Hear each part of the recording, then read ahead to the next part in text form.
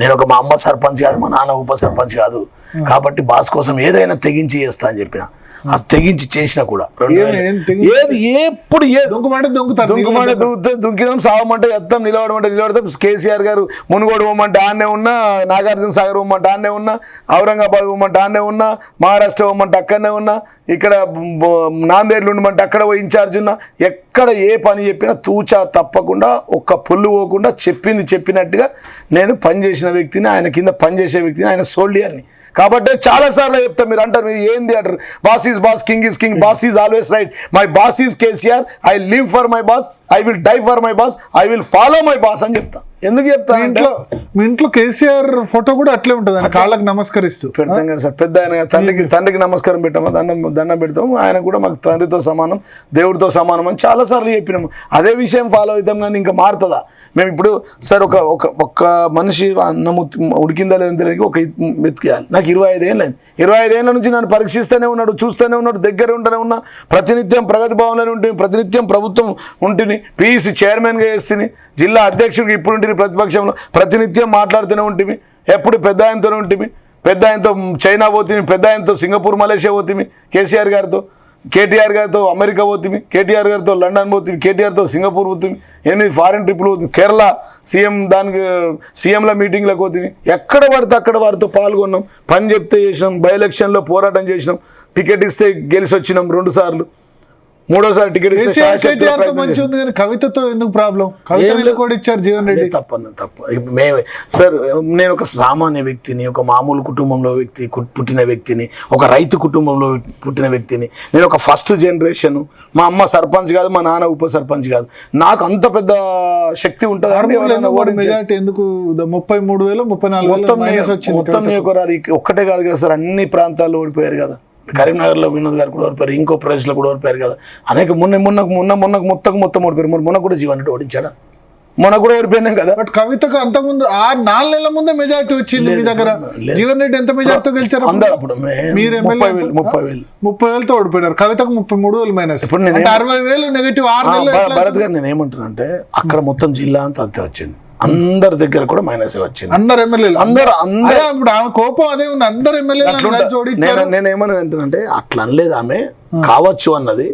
ఇప్పుడు అనలేదు, మేము ఎప్పుడు మాట్లాడుకునేది తప్పు. అది దాన్ని పూర్తిగా ఖండిస్తూ ఉన్నాం. మాకంత శక్తి ఉంటుంది. ఇంకోటి ఒక్క మాట భరత్ గారు, ఒక్కరు చెప్తే ఒక 500 ఓట్ల కంటే ఎక్కువ. నేను కేసీఆర్ కుటుంబంలో ఉండి మొదటి టికెట్ తీసుకొని 3 సార్లు టికెట్ తీసుకొని 23 ఏళ్ళు ఒకటే పార్టీలో ఉండి వాళ్ళ ఇంట్లోనే ఉండి ఇంటి మనిషిగా ఉండి నేను అట్లెందుకు చేస్తామని చెప్పి ఎవరన్నా మాట్లాడతారా అండి? అట్లా మాట్లాడచ్చా సార్? అంటే మీరు డైరెక్ట్ గా మీ క్యాడర్ కవితతో టచ్ లో ఉంటున్నారని అందరు ఎమ్మెల్యేలు కలిసి కవిత ఎంపీ అయితే కనుక మళ్ళా మన కష్టం అని చెప్పి అందరూ కూడా పూర్తిగా తప్పు. దాన్ని ఖండిస్తా ఉన్నాం. అది జరిగిపోయిన మాట. 6 నెలల్లో అంత 3 లక్షల మెజారిటీ ఉంది. ప్రజాభిప్రాయం ఎట్లుంటే అట్లుంటుంది భరత్ గారు. ఇప్పుడు నేనేం చేయాలి? నేను 2 సార్లు గెలిచాను, 30,000 ఓట్లతో. 3వసారి 30,000 ఓట్లతో, 3వసారి 40,000 ఓట్లే వచ్చినాయి నాకు. నా మెజార్టీ ఓట్ల కంటే 10,000 ఎక్కువ వచ్చినాయి. ఇప్పుడు నన్ను ఓడించిరని ఈయన ఓడించిరు, ఆయన ఓడించిరు అంటే ఎట్లా? అయిపోయింది. ప్రజాస్వామ్యంలో ప్రజా నిర్ణయం, ప్రజలే దేవుళ్ళు, ప్రజా నిర్ణయం, దానికి శిరస వహించాలా, మనం ముందడుకోవాలి. దాని తర్వాత మళ్ళీ ఎట్లా గెలుచుకొని రావాలా, పోయిన దగ్గరనే లెంకోవాలి. 6 మూలనే ఓడిపోయినా మళ్ళీ 6 మూలని గెలిచి వచ్చి భరత్తోని మాజీ ఎమ్మెల్యే నుంచి తాజా ఎమ్మెల్యేగా మాట్లాడాలి. కానీ నేను ఓడిపోయినా, ఓడిపో భరత్ కారణం, కెమెరామెన్ కారణం. అదే నేను అదే అంటున్నాను. నేను అనేది ఏంటంటే, మాకు సంబంధం లేని విషయం అది.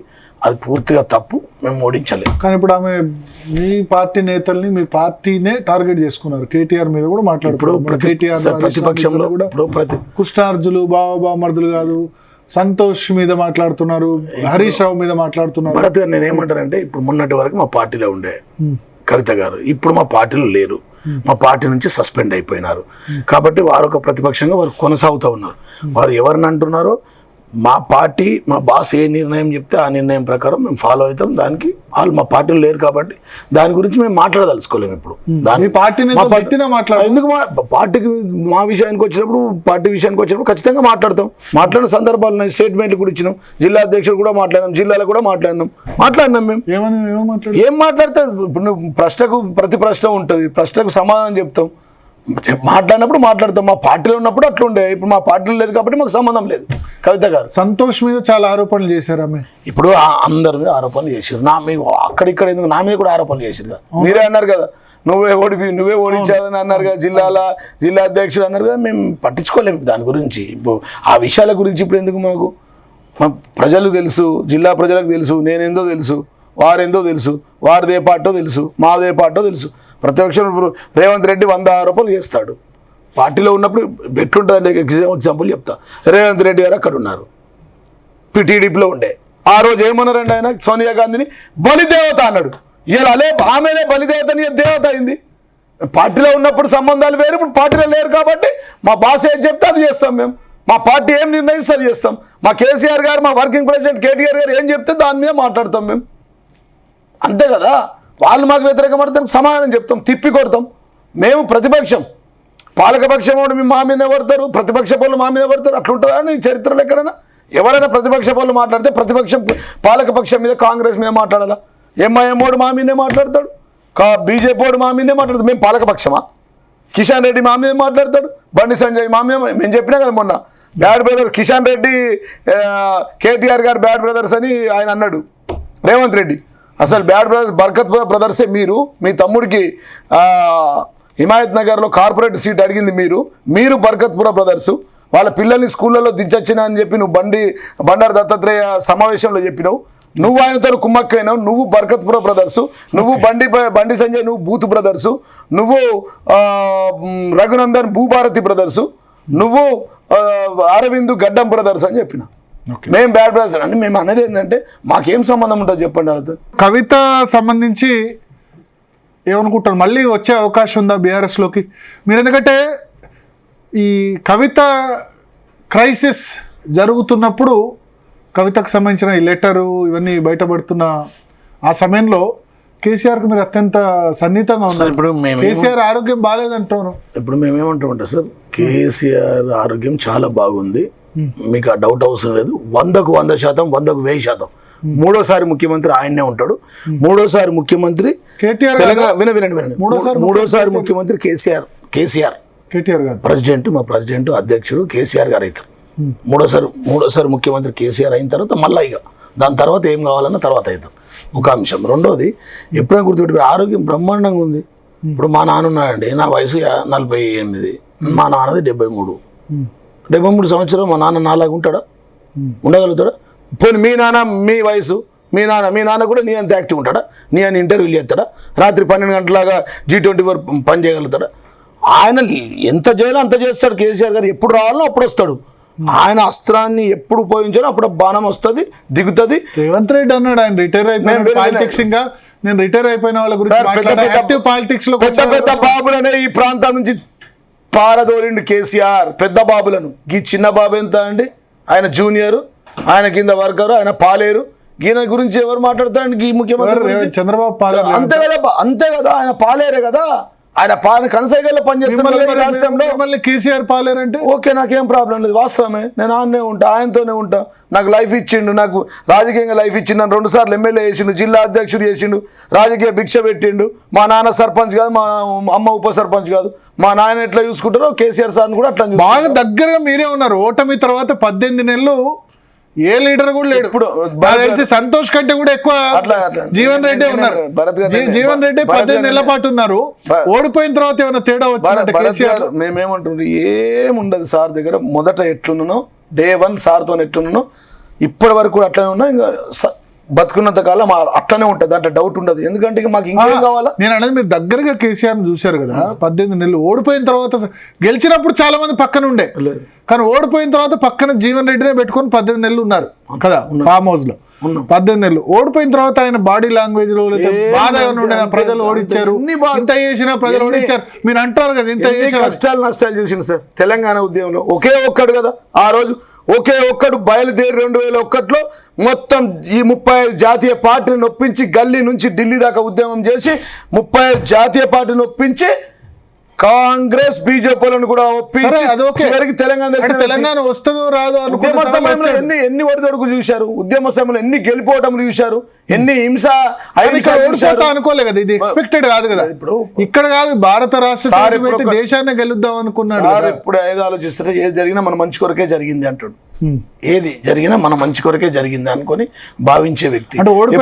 గెలిపోవటం సమానంగా తీసుకుంటాడు కదా సార్. ఎన్ని బై ఎలక్షన్లు పోటీ చేశారు సార్, ఎన్ని ఎలక్షన్లు కొట్లాడాడు సార్. ఒక్క మనిషి సపోర్ట్ లేనప్పుడు ఇంత పెద్ద సపోర్ట్ తీసుకొని 4.5 కోట్ల ప్రజలను రోడ్ల మీదకి తీసుకొచ్చి గల్లీ నుంచి ఢిల్లీ దాకా ఉద్యమం చేసి 35 జాతీయ పార్టీని ఒప్పించిన వ్యక్తికి ఇది ఒక మామూలు ఒక చిన్న విషయం. మళ్ళీ రీబ్యాక్ ఎట్లా కావాలా, అగైన్ మనం ఎట్లా అధికారంలోకి రావాలా, మళ్ళీ తెలంగాణను ఎట్లా కాపాడుకోవాలా, నష్టపోయిన తెలంగాణ ఎట్లా మళ్ళీ రీక్విక్ చేసుకోవాలా, జీడిపిలో నంబర్ 1, వరి పంటలో నంబర్ 1, కరెంటులో నంబర్ 1, విద్యుత్ తలసరి వినియోగంలో నంబర్ 1, అంతే కదా. ఈ జరుగుతున్న నష్టం ఏదైతే ఉందో, పండిస్తున్నాడో క్యాప్సికమ్ అది ఫామ్ హౌస్ లో రోజు వ్యవసాయం వ్యవసాయం చేస్తారు సార్. ఆయన ఉన్నదే వ్యవసాయం క్షేత్రంలో. ఇప్పుడు ఇంకా ఫామ్ హౌస్ అప్పుడంటే ముఖ్యమంత్రి భరత్ గారు మీ ఊర్లో తోట ఉంటుంది. ఫామ్ హౌస్ అంటే వ్యవసాయ క్షేత్రం. ఇంకోటి, నేను 6 ఎమ్మెల్యే, నన్ను ఏడు ఉండాలనుకుంటారు సార్ ప్రజలు, 6 ఉండాలనుకుంటారు ఎక్కువ శాతం. సార్ గజ్వేల్ ఎమ్మెల్యే, గజ్వేల్లో ఉంటే ఫామ్ హౌస్ అంటారు, గజ్వేల్లో ఉంటే ఇంకోటి మాట్లాడతారు. గజ్వేల్ ప్రజలకు అందుబాటులో 24/7 365 రోజులు నియోజకవర్గంలో ఉన్నాడు ఎమ్మెల్యేగా. ముఖ్యమంత్రి, తెలంగాణ తొలి ముఖ్యమంత్రిగా ఎమ్మెల్యే కాకముందు నుంచి ఉన్నాడు. ఉన్నారు, నేను చెప్తున్నా. అవైలబుల్ ఉంటే దాని మీద ఫామ్ హౌస్ ఇది అది ఫామ్ హౌస్ తప్పు సార్. జనాలు మాట్లాడేదాని విషయం అంటారు. కాబట్టి నేను ఒక్కటే అంటా, ఇప్పుడు ఏం పంట పండిస్తున్నారు? ఆలుగడ్డనా, క్యాప్సికమా? వరి ఉంటది, అన్ని ఉంటాయి సార్. వరి ఉన్నాయి, రకరకాల పంటలు. రోజు ఆయన స్వయంగా కూలీలు వాళ్ళతో మాట్లాడుతున్నారు, వెళ్తారు కదా సార్, తిరుగుతారు కదా. వ్యవసాయ క్షేత్రం తిరుగుతారు సార్, పొలం పనులు చూస్తారు కదా సార్. పొలం పనులు ఇష్టం, బాగా ఇష్టం ఫ్యాషన్ సార్. అగ్రికల్చర్ ఫ్యాషన్, అందుకోసమే ఈ రాష్ట్రం నంబర్ 1 చేసింది దేశంలో.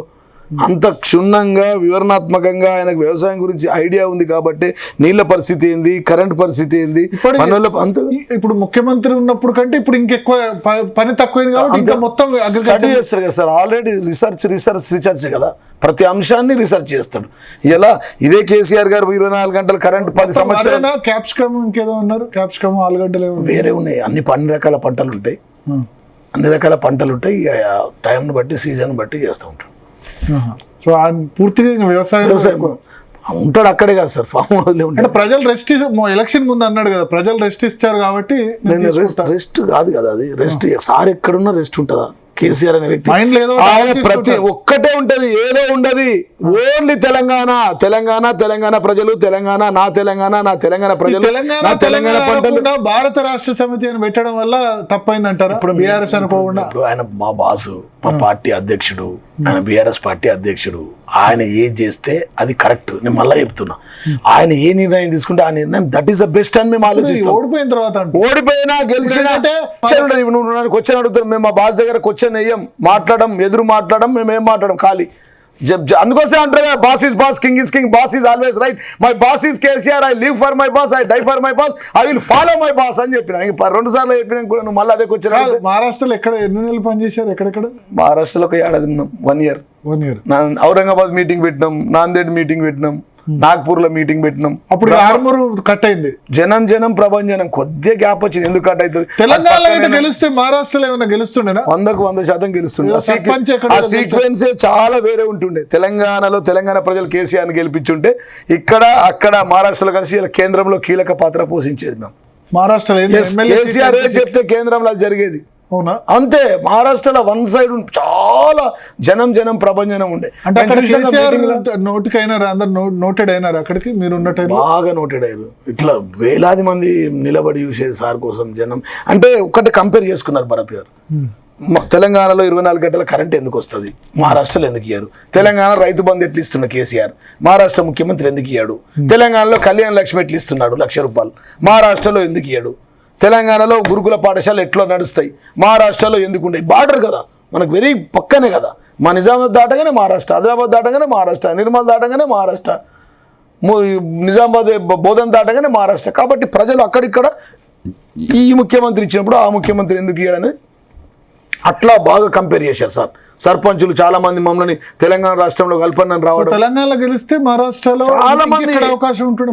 ఎక్స్ మినిస్టర్లు, ఎక్స్ ఎమ్మెల్యేలు చాలా మంది జాయిన్ అయ్యారు. ఎన్సీపీ నుంచి వాళ్ళ నుంచి చాలా మంది జాయిన్ బాగానే అయ్యారు పైసలు సార్. ఖర్చు పెట్టారన్న ఎందుకు మహారాష్ట్రలో. పైసలు ఖర్చు పెడతారు సార్? ప్రజా స్పందన అది, కేసీఆర్ మీద అభిమానము. మరి ఎందుకు మరి అక్కడ స్పందన ఉన్నప్పుడు తెలంగాణ ఓడిపోయినా అక్కడ కంటిన్యూ చేసి అయిపోతుంది కదా. మేమేమనుకున్నామంటే ఇక్కడ గెలిచి ఉంటే మొత్తం మార్పు వచ్చేది.